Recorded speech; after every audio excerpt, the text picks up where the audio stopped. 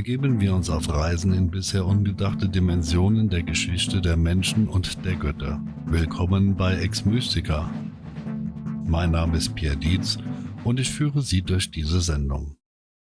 Ein bekannter britischer Autor entwirft ein Bild der Artuszeit, das reich an Helden und Mythen ist. Der Verfasser der modernen Variante fragt sich nicht, ob diese Figuren gelebt haben oder einander je begegnet sind. Die Frage nach historischen Zusammenhängen bleibt dabei ebenfalls unbeachtet. Dieser Film zeigt, wie wichtig die Beachtung der Tatsachen ist, um aus der Legende die Geschichte zu rekonstruieren. Camelot ist ein Mythos, weil die Burg in keiner der zeitgenössischen Quellen auftaucht. Der Name erscheint zum ersten Mal im 12. Jahrhundert, und zwar bei dem französischen Dichter Chrétien de Troyes. Dort ist Camelot die Burg, in der King Artus residiert.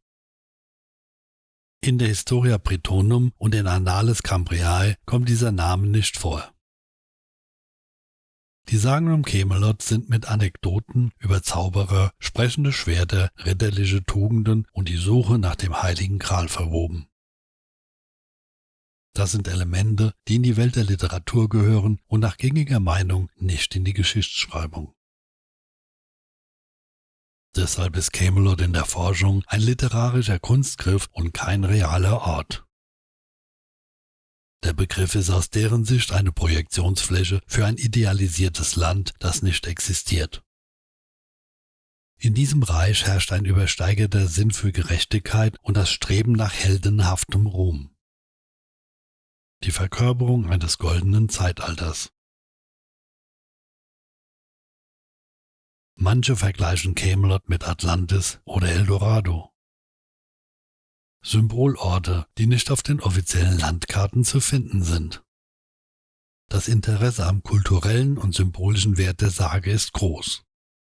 Das zeigt sich in der Vielfalt weltweiter Vereine, die Camelot und die Artussage zum Thema haben. Den Touristen auf der Suche nach der Artus-Legende zieht die Werbung nach Cornwall in Südengland. Am Rand der Klippen von Tintagel stehen die Ruinen einer Burg und unterhalb heißt eine Grotte Merlin's Cave. Ein relativ modernes Hotel trägt den Namen Camelot Castle. Der Nachbau einer zu winzig geratenen Tafelrunde ziert die Eingangshalle des 1899 errichteten Gebäudes. Ein nicht zu übersehender Fehler trübt die Szenerie. Archäologisch lässt sich King Artus in Großbritannien nicht nachweisen. Hollywood gaukelt uns meist eine romantisierte Idee von Camelot und der Artussage vor. Die meisten Werke spielen im Mittelalter, in jener Zeit, da die Heldensagen Hochkonjunktur bei den Rittern haben. Bisher sind nur 2 Filme korrekt in der Spätantike angesiedelt. So ist Camelot in Film und Popkultur eher ein Mythos, der meist keinerlei Bezug zur Geschichte hat. Leider sind keine schriftlichen Überlieferungen von Zeitzeugen erhalten geblieben. Manche schlummern unter Umständen in den Archiven der Klöster und warten auf ihre Entdeckung. Die meisten Abteien in Frankreich sind im Laufe der Revolution abgebrannt und mit ihnen die Bibliotheken. Erst der Mönch Nennias holt Artus im 9. Jahrhundert aus der Vergessenheit. In seinem Werk Historia Brittonum ist ein Duschbelorum ohne Namen erwähnt.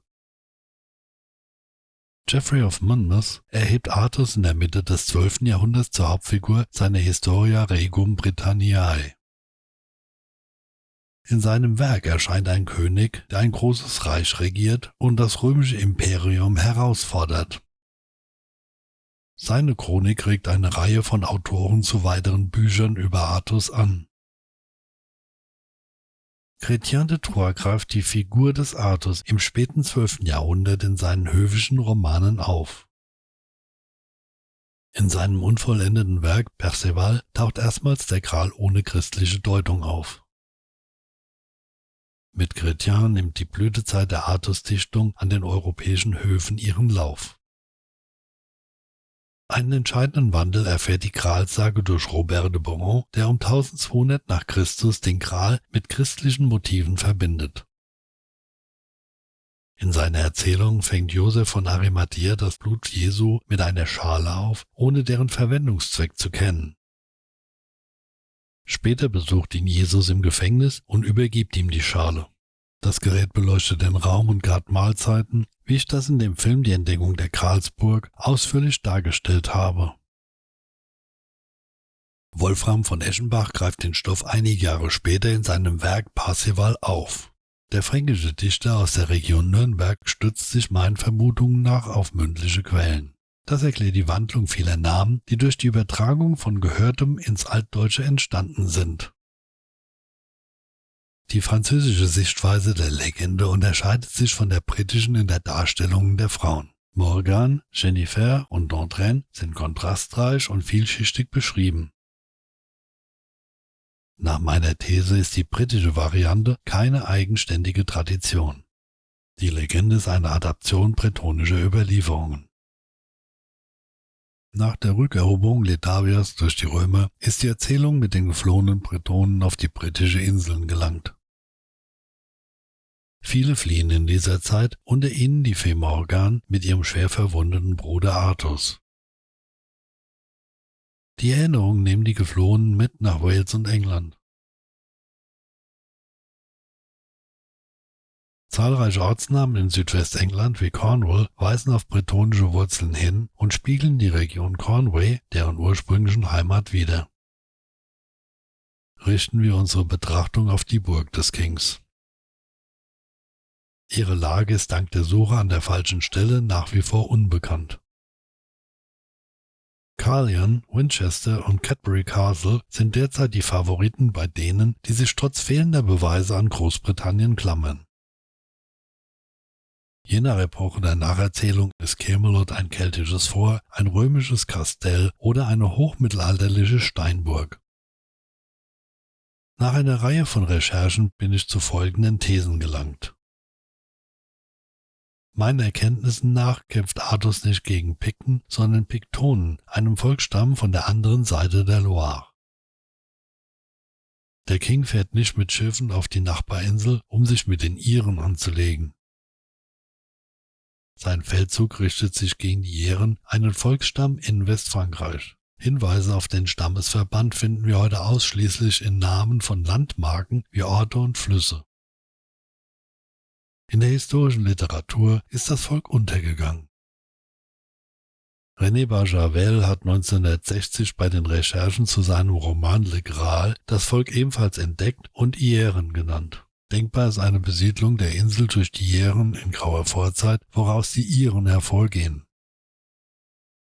Im Altfranzösischen lautet die Übersetzung Fier auf Deutsch Eibe.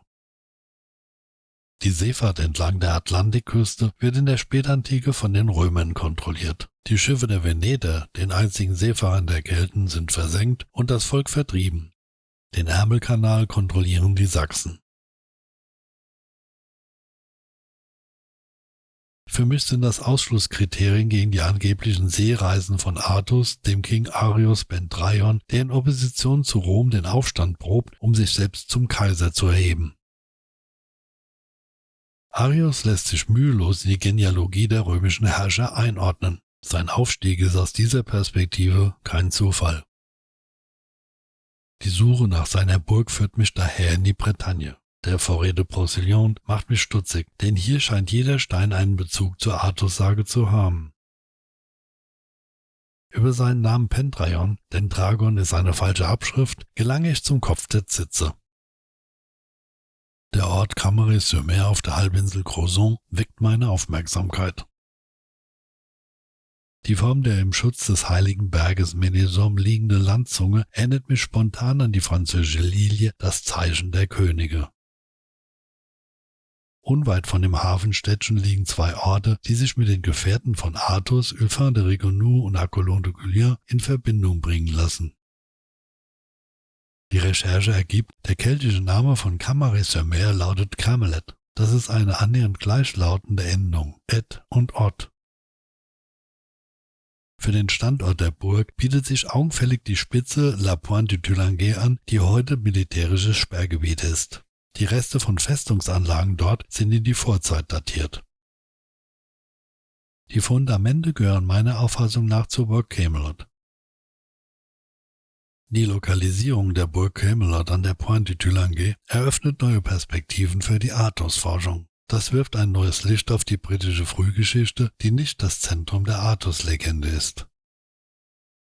Die Überlieferungen verlagern sich durch die Flucht der Briten von der Bretagne auf die Inseln. Da Orte mit Bezug zur Legende dort fehlen, entstehen Jahrhunderte später exotische Bauwerke. Vorhandene Ruinen und Höhlen erhalten namentliche Bezüge zur Artus-Sage. Der Fund Camelots verschiebt den Fokus von der bislang dominierenden britischen Perspektive auf eine rein keltoromanische. Das bietet die Chance, das gemeinsame Erbe Europas neu zu betrachten und aus der Legende Geschichte zu schreiben. Ich hoffe, dieser Beitrag der Ex-Mystiker hat Ihnen gefallen. Ich freue mich über Ihr Abo dieses Kanals. Lesen Sie kostenfrei die passenden Artikel bei einem Besuch der Online-Zeitschrift Mysticum. Bis zur nächsten Sendung. Ihr Pierre Dietz.